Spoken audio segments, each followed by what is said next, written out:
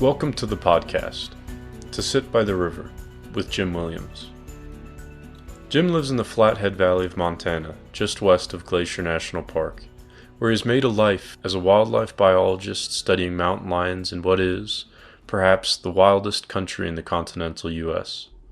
Jim and I spoke online, separated directly north-south by 400 miles of unbroken mountain. As we spoke, I marveled at our instantaneous communication across the wilderness. The snow was falling from here to there, and I pictured the multitude of lions, padding silently through the timber and stalking the sage as our voices flew by above. Jim worked for Montana Fish, Wildlife, and Parks for 31 years as a regional wildlife partner manager and regional supervisor. He is currently the partnerships manager of the Heart of the Rockies Initiative. The Heart of the Rockies supports land trusts for, as Jim says, it's all about land, keeping it open. What struck me about Jim in our conversation is his wise and balanced approach to conflicts of interest in our natural world, an ability to maintain empathy for viewpoints he disagrees with in an effort to work for what he loves. First off, could you just tell us, have you have you ever been scared of a lion? Yeah, there's all large carnivores, and spent a lot of time working with grizzly bears and wolves and black bears and mountain lions and scary people at times as well. In fact, I have some stories there too. But yeah, cats are funny because they're very cryptic. You don't know what they're going to do. They're hard to read. They just look at you. They got these great big eyes. They see the world through their eyes, unlike a bear that sees the world through their nose. And the cats watch every move you make when you're near them, handling them, or see them in the wild. And I guess what comes to mind is, when I was a graduate student way back when, I was new to climbing trees. And so the hound handlers, and the Rocky and Kelly were my two houndmen at the time. They had black and tans and plots, and the plot would climb a tree, Mm-hmm. and you have to pull it out. They're notorious tree climbers. But we had this young male collared, and I drugged it. And this was the old fashioned guns back in the day, the old Palmer capture systems out of Africa, they were. And I thought the drug delivered. And so up I went, and I had a local cowboy in Augusta made a rodeo he made rodeo saddles, and he made me a climbing kind of a rodeo belt with a big clip that I could tie a rope. And, it wasn't climbing gear, but it's what I could afford, at the time. And up the tree I went, tied in, and I took a stick and I kind of poked this cat and kind of nodded its head. I'd hit it good with the dart right in the flank. It was a young male. And I mean, 20 seconds later, the thing lit up and came flying down at me, and I let go. Luckily, I was tied in, and it was a waist belt, so it wasn't too comfortable. You could feel a little back strain when I fell back, but I was 30 feet, almost 30 feet up a tree. And so I'd have just been dead. But this cat landed on my lap, took a big front paw swipe out of my wool pants right at the thigh, and then went under. So Mm-hmm. he had just one last spurt of energy. And, I about, wet my pants. And, every now and again when you drug these cats, they let go too.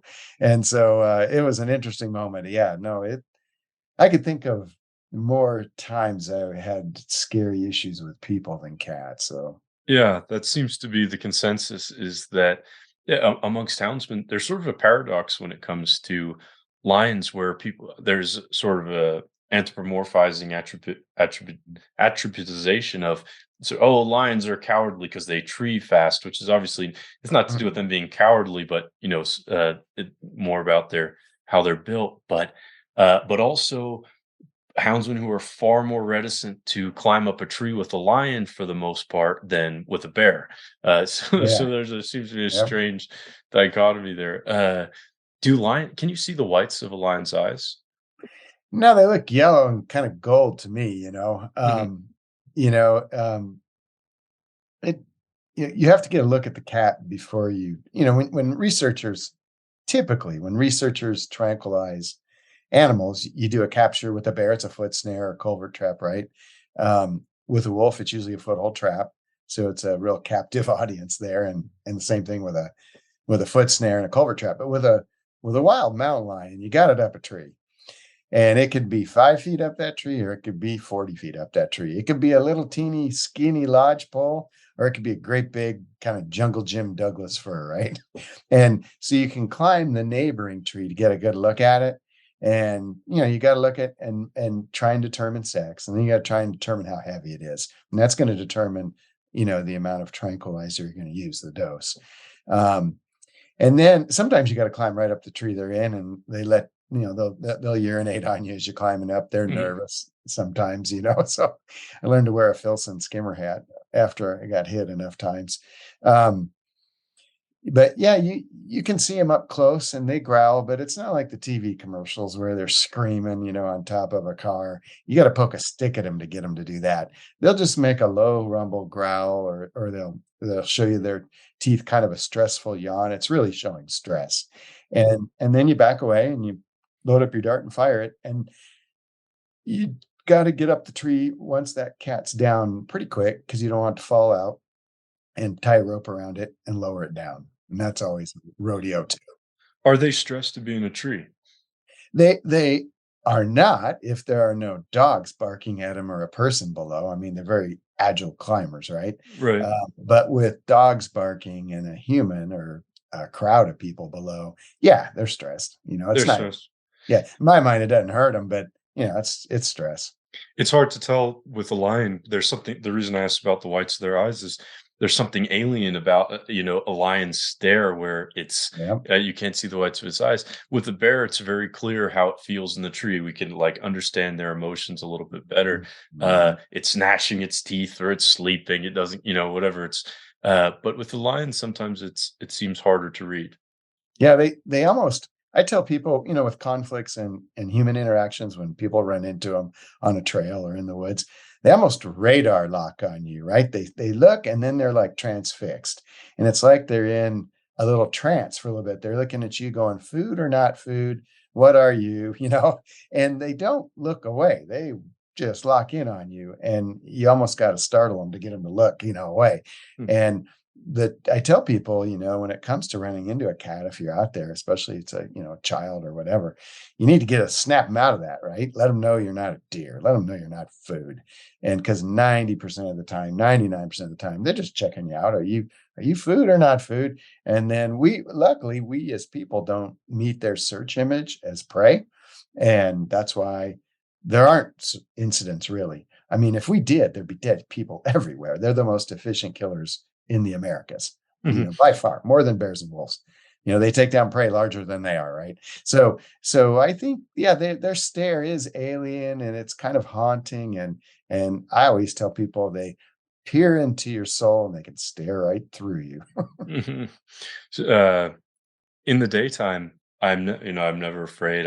All the rational stuff, but sometimes when I'm hiking, especially when I'm deer or elk hunting, and I'm hiking up a mountain in the dark, I sometimes get that itch between my shoulder blades, and you can turn it on or off, and it's the first interaction I had with the lion was a lion killed a deer in my front yard, and it was in the snow, and we saw the lion leaving the kill that morning. We live in town, so it was probably spooked, Mhm. and I could see in the tracks that it had gotten up to the deer within, 5 yards of the deer without the deer ever knowing, and I don't think the deer ever knew what happened. And Yeah. that and that's what struck, that's the I'm not afraid of wolves, I'm not afraid of bears, but that's what strikes me. I'm like, "Ooh," gives you that little sort of, Oh, yeah. chill.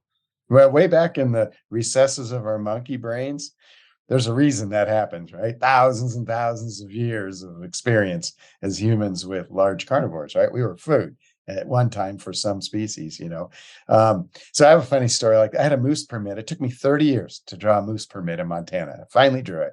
And we were friend of mine, we were driving between Libby and the Fisher River over a big divide.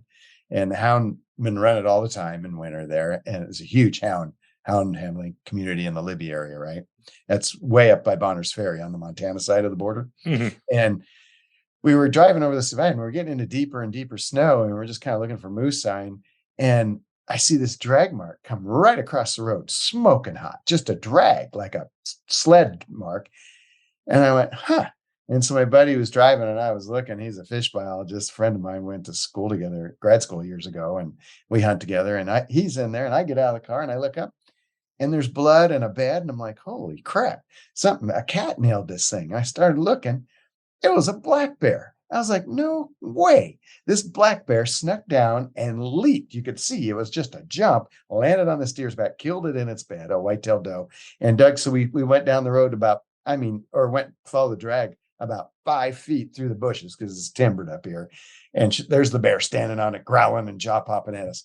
It was acting like a lion. And Really? you know what happens, but I'd never seen it that close, right? And so that was kind of cool. Whoa, very cool. How many lions have you run into outside of your work and outside, Just outside of random. tracking them? Yeah. Yeah. So outside of like hounds and outside of like flying, I flew elk surveys and sheep and goats and bear telemetry, that's kind of cheating too, because you're in the air. But now and again, I'd see you jump a cat, right? From a helicopter or a fixed wing plane doing wildlife surveys. But probably um, only in, over 30 years messing around in the mountains, 6 or 7. However, there's no doubt in my mind, they're watching me, right? They're Yeah. there. They know. It's just they're the masters of disguise and sitting still and not moving. That's a really impressive number that you've seen. You must move very quietly because they've. This is a question that has been asked on this network in other interviews Mhm. with these Mhm. old school houndsmen who've hunted for 70 Yep. years, and many of them say 0 to 3 outside of Yep. you know Yep. uh, Mhm. Here it's so I'm in probably the highest natural density of mountain lions, cougars, whatever you want to call them, um, in the West. So North Idaho, kind of probably from Coeur d'Alene north and from Missoula north to southern, a little band of southern BC. Normally there's 2 to 4 adults per 100 square kilometers. And we did the DNA work right before I retired. Molly Parks, she's the carnivore lead for Montana now. And we popped up about 4.9, almost 5. And years and years ago, Morris Hornacher, who's kind of like the patron saint of mountain lions, he's in Idaho. He lives in Haley, right? Morris is retired, but he's a pioneer of mountain lion work. And Howard Quigley, who just passed a couple months ago, who's also it was in Idaho. Um, Howard and Morris always were talking to me about we need to look at densities where you're at. It's a continuous canopy cover from northern Idaho to here. It changes when you get into glacier and out onto the prairie. It opens wide open, right? But it's also a continuous distribution of meat with feet, and that's white-tailed deer. And white-tailed deer are more dense than mule deer and elk in summer range. Elk bunch up on winter. You can get 2, 3,000, 4,000 in a lot, but there's summer distributions, they thin out, right? But whitetails are very dense and predictable, so they support a lot of mountain lions and wolves up here. And so the odds of seeing more are greater up here than probably anywhere else, even with the trees, if you're out in the backcountry. mhm. You talk in the book a little bit about when opening a quota and the sort of dialogue between hunters, biologists, and all the parties involved, and was got really tense. But uh, is it too easy to hunt mount? For I've just been hound hunting for the last 2 years, and I've been raising my own pups, so and I'm hunting only on foot, Yep. and I have caught 2 lions, and both of those were me walking down in front of the trail as opposed to the dogs. So Yeah. Yeah. for me it's been thousands of miles versus and very little catching, but it's been amazing. You're Uh, doing old school. yeah, but not no. I should get a snowmobile, but is it? But you seem to suggest that when they hit the quota really quickly in that instance in the book, that it's too easy for to catch lions on snow. Do you think that Well, is your problem that there's you think the fair chase element is not there? mm, no, the fair chase is there. The problem is it's a classic supply and demand. The supply of lions, you have a natural density that you're never going to get above, and that's at 2 to 4. Up here, it's a little greater, right? And Could then, you tell us what the density is? I think people would like to know so that. 2 to 4 resident adults 2 to 4 per 100 square kilometers. And here it jumps up to close to 5, right? So it's the highest in the West that typically they're on white-tailed deer. We have a lot of cats, right? They support a lot of cats, frankly, a lot of wolves now too. And that's a whole nother dynamic, right? because the wolves will eat the hounds at times. But the supply and demand issue is, even with that, people want a male. They want a big male. Most hunters that are out that have a license. And it was a wide open quota before we went to a special limited entry draw.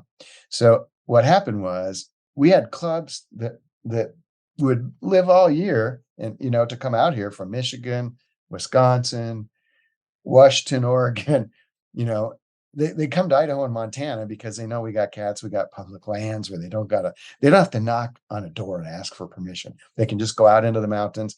And then the most consistent variable there is snow. December 1, typically in North Idaho and Northwest Montana, there is tracking snow on the ground, perfect conditions. Most places, that's not the case. Basin and range where it's dry in the valley, snowy up high, we have snow all over. So people were coming from all over. And then there's a commercial part. So, and I don't blame them at all, but guides and outfitters, there's money to be made, right? You can get up to $5,000, $6,000 for a cat, for a non-resident client. So that was wide open. So you had all the resident houndmen. Then we had all the visiting houndmen that weren't with an outfitter. They were just clubs coming from all over the country. And then we had the outfitters and guides. And everyone would descend upon, a few real sweet districts that are darn near 100% public land. So it was just who could find the cats first. And so we had a quota of 12 and we had a female sub quota. And, that particular year was probably the worst. It was perfect conditions. And we had all 3 of those groups on the landscape, and we opened it up. And I was in Libby with my biologist at the time, Jerry Brown, worked there for 40 years. Jerry was a mountain man and he knew everyone there. And I was in the office with Jerry at 8:00, right? And opened up, and the season opened, and phone calls are coming in from houndmen. Hey, I know so-and-so got one here, someone down here wants it. You need to close the quota. There's too many by the time you close it down, because when you close it, you got to do 5:00 the next day to give people a chance to come out. It's almost impossible to close it immediately because you got hunters all over the mountains, right? So we're like, oh man, are you sure? We're like, 30 minutes into going to the office and turning the lights on. And I called the commissioner, and Charlie Decker, and one of the founders of the Elk Foundation. He's one of the 4, right? And Charlie's out of Libby, and he's a salty, tough mountain guy. And he says, yep. And he goes, I told him what's going on. He goes, close it. And I said, you sure? Yep. So I called Helena at the time to the wildlife division. And I said, hey, we need to close this district. We think we're already there 30 minutes into the hunt, right? There. What? And I said, yep, trust me on this one. So we closed it like less than an hour into the hunt. By the time the next day, when all the cats drifted out, we had doubled the quota. There was that many people in the mountains, and way blew by the female quota. And so that my point is, there was too much of an interest, a demand from hound hunters, and not enough supply in lions, because, lions aren't high density on the landscape, right? So what is the solution to that? Yeah. Limiting non-resident hunters. It seems to vary by the area. In some areas, there's an abundance of hound hunters, and others not. Right? Yeah. It's a good question. So here in Montana, we went to the commission, and it took a few years because we went to a limited entry draw. And what that did in Montana, state law is non-residents, whether you're with an outfitter or you're coming on your own, get up to 10% of that quota then, and that's it. And so it kind of really the non-residents take a hit. But the residents favor that because, they work all year to feed their dogs, and if they didn't have it off, they wanted to have a chance to hunt a cat. So for years and years and years, we were limited entry, and it hurt the outfitters, it hurt non-residents, but it really benefited resident hunters and cats because it was easy to close it down. But in the last year, the commission here in Montana opened it up a little bit again. And there's some new tools out there, with reporting and ways to limit some of the overharvest from non-residents. And so they're experimenting with allowing, for instance, a hybrid type season. So you have some limited entry permits where they're wonderful. You get them, you can have picnics. Your season's not going to end. You can hunt till the end in April, right? You can pick your snowstorm. So there's some of those permits because hunters love them. But also if a quota is not met by those permit holders in December or the end, we start December 1 in Montana, then that gives the outfitters a chance to come back in again, or non-residents, if they draw a special permit, a separate one to come on their own. So the regs were loosened up a little bit last time, and I think they're going to work. Hmm. It just, hunting is a funny thing. You give super interest, at certain periods in time, and then, like you said, in some areas they're not there, and it's hard to predict. Yeah, I saw a lot of pushback against that opening of regulations and a lot of the information that I was seeing because Oh yeah, there's a lot of commodification of so it is. Yep. it's interesting with outfitting. It seems to be one of the few ways in which wildlife is still commodified here, going against the sort of new American model for wildlife management. Does outfitting fit into the future of hound hunting? Can predators can predator populations support the high number of harvests that need to be done if you're an outfitter? I think they can. So outfitting's an interesting. It's a very tough business, right? It's very rural, very local, and very unpredictable weather, game populations, because your living is depends on, number one, your skill set of surviving and taking a client and keeping them alive in the mountains. Very difficult, and for lion hunting, you're in some of the toughest country, right? And it depends upon the rules that a state agency, allows you to enter into the game. And I think there's definitely a place for outfitters. They provide a service, for instance, that if you don't have hounds and you've always had a dream to kill a cat legally, experience everything, they're going to cook a meal for you. You're going to be put up. You're going to be safe. You're going to be taken care of. And there's a significant amount of people that want that experience. On the other hand, like you, there's a lot of people, backcountry hunters and anglers is full of them, younger, high energy. They want to do everything on their own, old school, the tough way. Just, kind of Teddy Roosevelt called it, a pleasant suffering for the hunt. It was, he had another phrase too, but to do it the old school way. So yeah, it is commercialization. There is a service though that they provide, and people want. And so both on private land and public land. So I think it can be done. It just, you really have to tweak the season type and find that sweet spot. And Mm. that's what Montana's doing right now. Idaho's a lot more liberal. It depends on the state and the commission's philosophy toward things with teeth and claws. Mhm. You know? Yeah. It's a hard thing because on the one hand, outfitting is a huge boon to local economies, Yep. especially Yep. rural local economies. And guides and outfitters tend to be the best hunters with the best knowledge of that place and those Yep. animals. Yep. So an important resource for you, I know in your book, you're constantly, tapping into Mhm. the most experienced people to get their information. Uh, but on the other hand, there's an element of elitism in that it's a commodification of guaranteed tags. You're Yeah. Donald Trump Yep. Jr., you want to go kill a lion in Yep. Montana, you go and pay $10,000. And uh, personally, because I don't have an interest in using an outfitter, it's easy for me to say that this should be legislated against. But I guess as hunters, we're wary of the infighting and the death by a thousand cuts approach that by only selecting for what we individually participate in, we weaken the movement in general. Yeah, it's a tough one. I think there's a needed place for outfitting in hunting, and they do provide a service folks want, and most of them do a really good job to bring people home safely. That's the number one. But it's stopping the infighting. You don't want to pit hound men against archers, against rifle hunters, against foot hunters. That doesn't do any good to to to keep the privilege to legally hunt in any Western state, particularly for large carnivores, because there's a segment of society that doesn't hunt, that really advocates for bears and wolves and lions, right? And frankly, the numbers are greater there than in the hunting community. So there's this constant sensitivity, constant awareness that as hunters we need to know, what we do when people aren't looking, or when they are looking, is going to dictate whether we have that privilege or not in the future.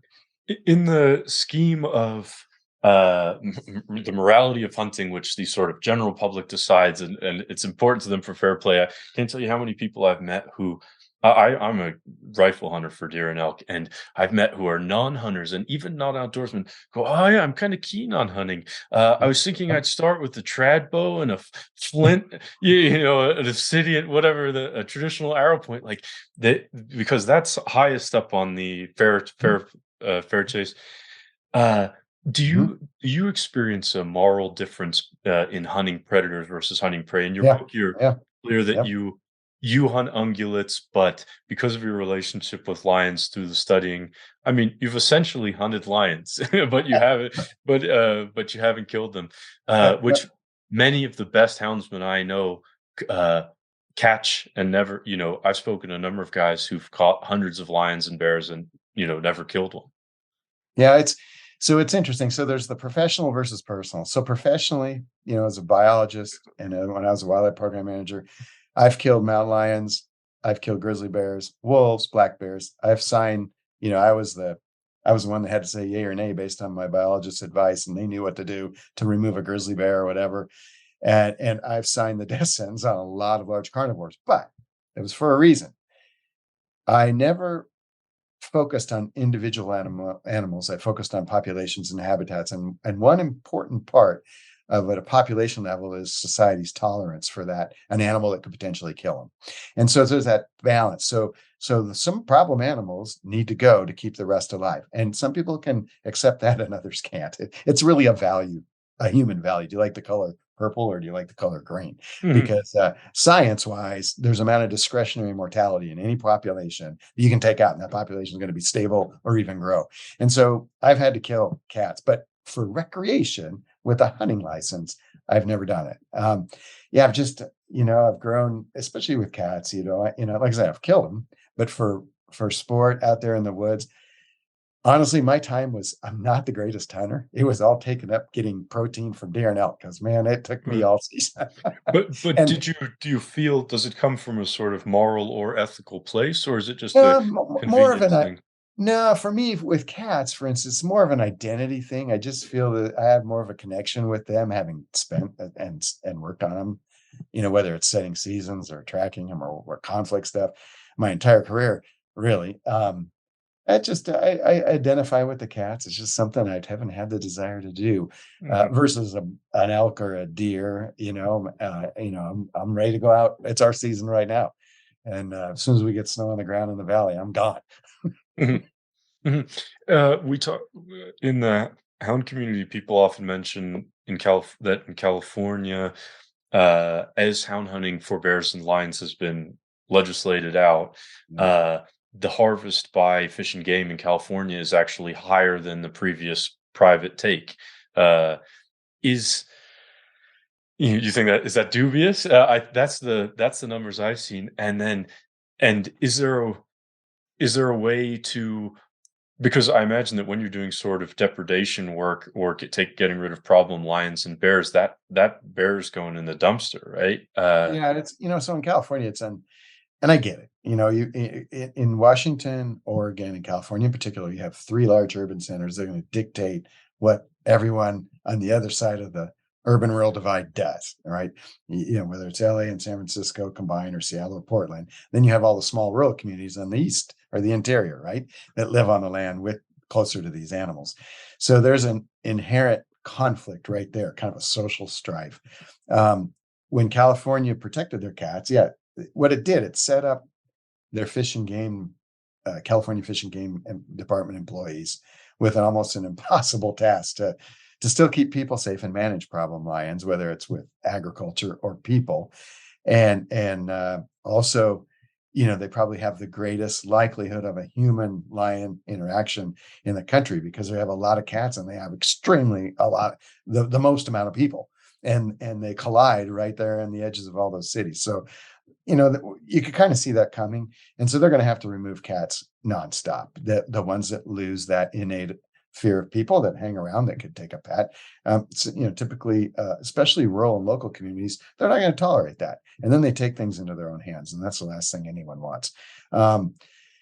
Yeah, California's in Washington and Oregon, wherever there are restrictions on legal hunting for houndmen as the primary tool, it creates more work for the state fish and wildlife agencies. Honestly, I The think that's my personal opinion. I'm very much bought into the North American model, where a big part of that seems to be non-professional hunting used as a tool for conservation. To, in the animal rights ideal, utopian vision of nature, there's no management needed because humans don't play a role in that. I think in the real world, uh, we have to play a role, and there is no sort of prelapsarian ideal state where the lions just exist without us anymore.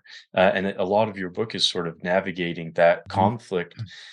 Is non-professional hunting a tool for conservation of lions? I was a little bit confused because it's at a certain point, I thought you were saying that lions kind of self limit their Yep, population, yep. and that there's not good evidence that hunting is a useful tool for predator management. It yeah. So lion hunting is clearly, one of the primary tools to manage lion populations in the West. But it depends on what we as people want. And it depends on the state you live in. And frankly, the hunting district you live in, where legal hunting occurs, if it does. And depending upon what society's interests are, to, unhunted to really hunted hard for mountain lions or any species for that matter, then seasons have to be created to meet that demand. So yeah, lions do self-regulate, right? The tribes, some here don't hunt lions. They have some cultural values, and their densities hit a top, right? And they disperse, but you're not going to stack lions in like pancakes. They're behaviorally limited to some degree, right?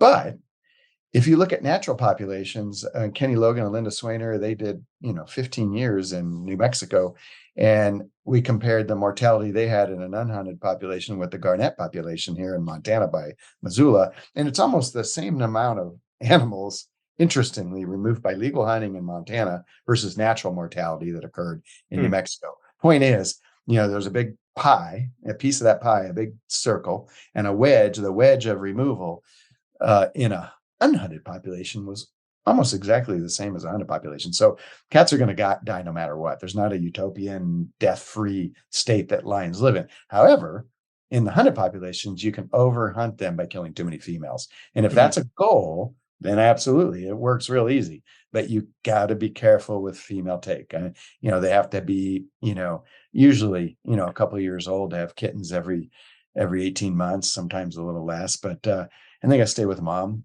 close to 18 months. It's not like a deer, right? Mhm. So something I found really uplifting in your book, although it's tempered with, the past uh, wrong, wrong decisions that we've made in terms of wildlife management and the environment, is that there's a sort of shame in the greenie movement as to which views humans as destroyers of the environment and solely these negative forces. And Yeah. it just solely, only in the numbers alone, I think the positive direction of lion populations as they Yeah. spread says something good about how our relationship could be with the natural world. Mhm. Do you see uh, that shame in the environmental movement? I talked with Hal Herring, and he said that's it's the how he sees himself as a inhabitant in the natural world, and that's I really like that. I don't want to. Mhm. We are part of this world, and we need to take care of it. But I don't want to see myself as this sort of separate thing which needs to Mhm. preserve, but Mhm. leave untrammeled all wilderness. Yeah, I think, yeah, interesting. Um, a lot of folks that don't hunt. I gave talks on my book in New York and Boston, Chicago, and all over California, Seattle and Vancouver, and urban areas, right? Big cities. And it was always fun to look at the reaction when I tell them if it wasn't for hound men and hound women, hound handlers, if you will, that cats probably wouldn't even exist in some Western states and rural communities. Um, it takes a connection, whether it's for food like deer and elk, or for the skill of raising trailing hounds, which is really difficult to do, and being able to chase a lion up a mountain. And people see it in a tree. That's just the very end of a hunt. There's a lot more that goes into it, years in many cases, for legal lion hunting. It takes a special bond for people to care. And I'm going to use Libby, Montana as an example. There's about 60 to 80, people with hounds that show up at meetings, sometimes more, in families. They chase those cats all winter long. Deer and elk seasons are done, but they'll chase those cats. They'll name them. They'll take photos of them. They know who has one kitten and two kittens, where an old male is, who's new in the area. They got, they live for, that's part of who they are, the fabric of their life up there in that deep snow mountain country. It takes that kind of passion to have, and they're typically conservative, rural, local, people, to show up at the Capitol and to beat back bad legislation that is poorly thought through, that wants to eliminate native carnivores, for instance, just on a knee-jerk reaction. And these are people that vote for those, many of the legislators, and they're tough. They're hardened in the mountains. Men and women and kids show up at these meetings. Through time, whether it was the elimination of bounties, whether it was the creation of quotas, whether it was making animals, mountain lions, a big game animal in the Western states, it was the people that hunted them that carried the political weight to carry the day. It wasn't the green movement. Mhm. In fact, I look at Houndmen are just as green as the Sierra Club. They just got different personal values. I love Depends the on the outdoors. Houndsman. Yeah. And Houndmen, I use Houndmen loosely. Man, I got dear friends, and some of them are quite the characters. Yeah. And I love that. That's I had one of them tell me, if I didn't like you, Jim, I'd throw you in this lake right now at a hound trials when I was giving an update. And he's a I'm big guy. Yeah, I'm glad to hear you say that hound hunters have played that role, because that's what, in the sort of personal histories of houndsmen, there is this belief that it was the hound hunters who, in the 1960s and 70s, changed from. And did you know who the Lee brothers are? They're sort of famous hound hunters from Southwest Mexico, Southwest Arizona, New Mexico. Arizona, New Mexico. Yeah, Yep. and they're putting out the tapes of the interviews with Dale Lee, one of the brothers on this, and he's hunting in the 30s through the early 60s, and he kills every single thing he catches. Yeah. And that was no doubt the way that predators were managed or not managed for the first half of the 20th century. But it's my perception, and I think this is the perception among houndsmen, that changed, and houndsmen bought into conserving this thing that they love so much. So I'm glad to hear you affirm that is part of the story. And back in the day, in the 30s, you got to remember that people, in this country, we were still trying to recover and regain, deer and elk herds. We didn't have them; they were shot out with the settlement of the West, right? Pretty much by white pod hunters, right? There was no game laws really in some cases. So the mindset back then was, the things with teeth and claws, you take them out to get things with hooves that you can eat. And that all changed. In fact, Morris Hornacher of Idaho fame, he lives near you down the road. His research was the catalyst that all the hound clubs in the West started looking at, going, huh. And at the halls of academia, rod and gun clubs, that, lions are a little different than what Morris discovered back in that Idaho wilderness. He was the first one. Lions are a little different than we thought, and we need to be a little careful here if we want to keep them around. What did he discover? That, number one, there wasn't 1,000 cats in the district. That they have home range sizes of females, 80 to 100 square miles on the large end, a male 150. That, they actually were kind of territorial. When he looked at it, the home ranges would overlap, females and males, but not all the time and not at the same time. And essentially, he figured out, we need to put a quote on here. You kill too many females, the population's gonna suffer, and your overall number is going to go down. If you care about cats and you're a hound person, you should know that. And we've learned more. And Mark Elbrock now is probably one of the most famous lion researchers, publishers, and he's in Washington on the Olympic Cougar Project. He works for Panthera.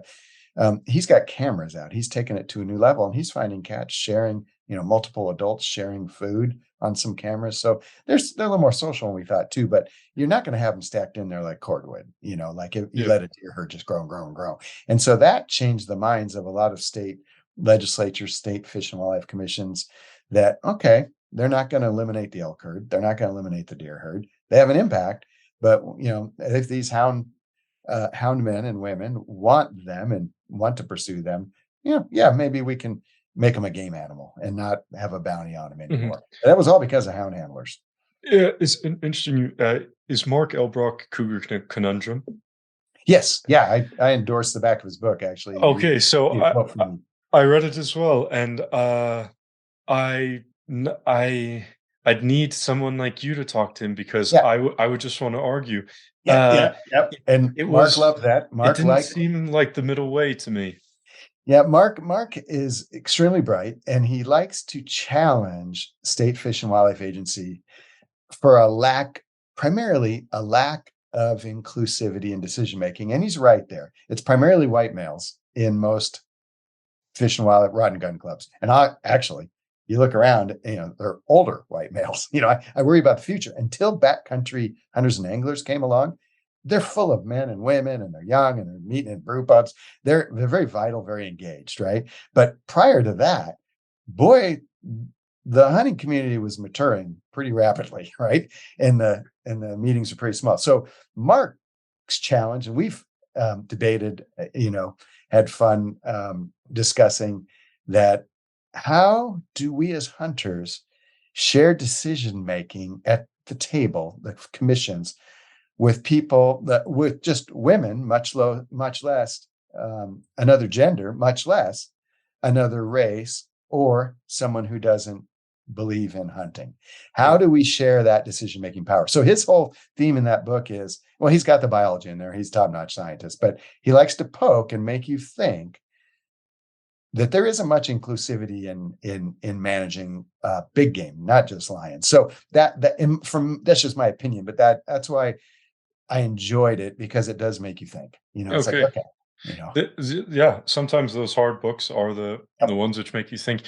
yep, I felt like it was the political slant was so strongly opposing mine that it was at yep. times, it's difficult to Yeah, interact with Mark's a information. hunter, and he's a dad, and he's a friend of mine, but he's also very good at thought provoking discussions and challenging the status quo. Which, frankly, as hunters and as carnivore hunters, we're going to need that, right, to stay relevant and maintain that privilege into the future. How are we? And that's I've always struggled with that too. As hunters, how do we become more inclusive? And at not necessarily hunting, but at the decision-making table of who gets to take what. And that's the Fish and Wildlife Commissions. Mhm. Yeah. And I don't have an answer. Yeah. That's for young folks like you. Mhm. Yeah, no, it's hard. So there's a sort of, I felt like one of the fundamental dynamics of your book was this relationship between being an outsider and being a local in places, Yeah. whether it was when you first moved to Montana and you're getting in bar fights, or when you go down to Patagonia and you're talking with this Leoneros, and they're like these hard, leathery Yep. Patagonian lion hunters who live to stack up lion heads. Uh, it, and partially this relates to what we are just talking about with Mark Elbrook. How do we involve now? There's many stakeholders.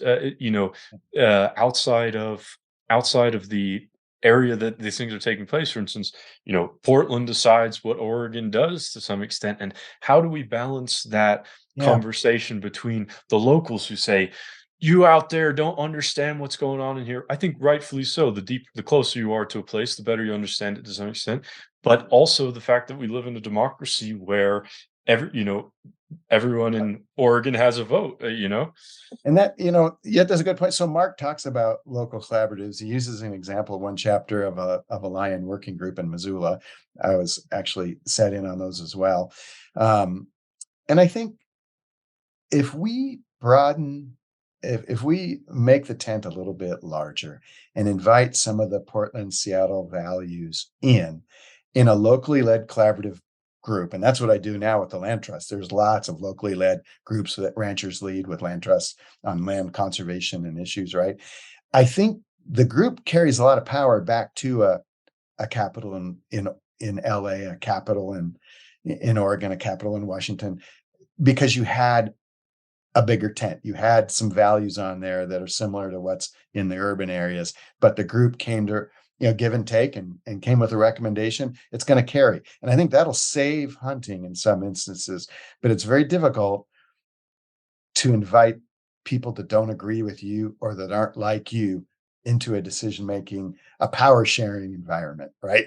But we have to do that, and it has to particularly with carnivore bear and lion hunting and wolf. Yeah. Wolves are different. Wolves are off the charts. Boy, people's brains turn off when it comes to wolves. That's why my Yeah. hair's gray. Yeah. It was blonde Yeah. before wolves took off. Yeah. So we need to figure out a way to get a more diverse group and to make hunting type recommendations, and then it'll mitigate some of the anti hunting values in the capitals where the decisions are made, because they know that you'll have champions that aren't necessarily hunters in that group that brings those recommendations forward, and that'll carry weight the same way Houndmen carried weight, and from a rural and local perspective, in Montana, in a more rural state. Yeah, it seems to be about reaching out, and I like bringing more people into the tent. Uh, the animal rights groups, we call them animal rights groups. I don't know what to call Yeah, them. The side yeah, which yeah, essentially yeah. wants no hunting, not just predator hunting. I think the end goal, there really is a sort of extreme perspective on both sides, but on that side is, to the point that meat should not be allowed, and we're a Yeah. long ways from that, and it's not going to happen. But Now, some of uh, that's nonsensical. I mean, I grew up in I was born farm country of Iowa. Humans eat, they need food, right? And not everyone's going to right. be a vegetarian. We're going to eat meat. But I And think behind these big animal rights organizations, it's not, those are not crazy ideas there, although the public will is not there. The fear of the hunting community is that, okay, well, we bring more people into the tent, we start, changing things to make it more acceptable for Mhm. Portland, and there's this fear of death by a thousand cuts, a slippery slope to, first it will be trapping, then and to some extent it is happening, right? It might be Yeah. Oh, happening yeah. regardless of what we do, but uh, there's a fear that any concession will be, is the beginning of the end. And how do we Yeah. navigate that? I agree, but that's kind of a dangerous position to take, because like in California, you already lost it. In Oregon and Washington, you've lost half of it, Mhm. and so there's really that there's really no risk. There's only gains that could happen, maybe to Yeah. get a little bit of that back, right? And a trial basis. I hear you. I think for deer and elk hunting, this movement toward farm to table and chemical free meats is the best thing. All these kids, men and women and people from big cities, all want to kill a deer now and take adult hunter ed. I think it's wonderful.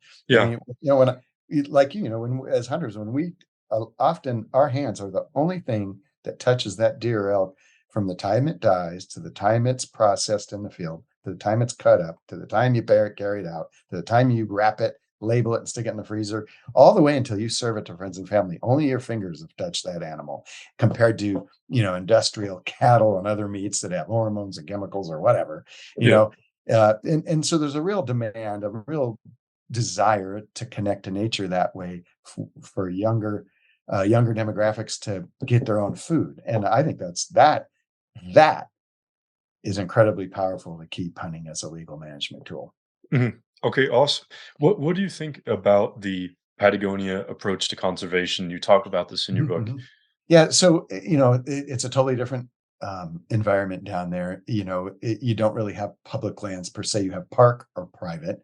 You have large ranches that were owned by European, conglomerates, ownerships. And in the case of the Tompkins parks, a lot of those were mining conglomerates that Doug and Chris Tompkins over time purchased either ranches, assemblages of ranches, or these big properties that are owned by European or non Chilean or non-Argentina landowners, and it was very controversial, right? Is he creating an American state in Patagonia? Is he trying to hoard water? He got accused of everything, um, and then in the end, he passed. He died in a kayaking accident down there in a lake like Flathead Lake, real dangerous lake.